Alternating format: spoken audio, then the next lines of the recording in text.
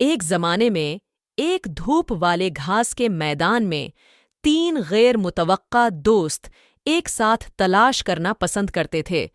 وہاں خرگوش تھا، تیز اور متجسس، بطخ، گھومنے والا اور عقل مند، اور گدھا، مستحکم اور مضبوط۔ ایک دن وہ ایک چھپے ہوئے باغ سے ٹھوکر کھا گئے، بہت بڑے ہوئے اور بھول گئے۔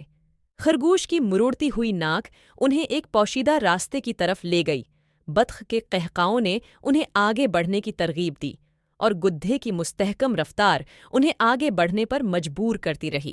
جب انہوں نے دریافت کیا تو انہیں ایک خوبصورت تالاب، ایک آرام دہ چھوٹا سا کاٹیج اور رنگ برنگے پھولوں سے بھرا ایک باغ ملا۔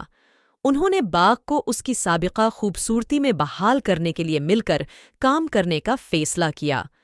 خرگوش نے اپنی تیز سوچ کا استعمال پریشان کن جڑی بوٹیوں کو ختم کرنے کے لیے کیا۔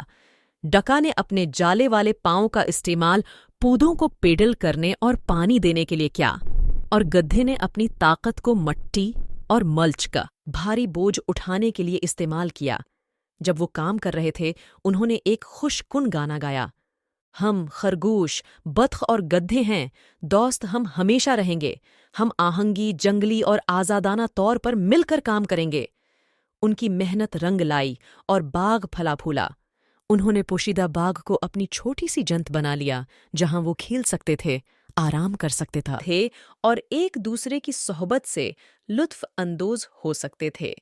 اور اس طرح تینوں دوست اپنے خاص باغ کی خوبصورتی اور عجوبے سے گھرے ہوئے، دوستی اور ٹیم ورک کی طاقت کی علامت، خوشی سے زندگی بسر کرتے رہے۔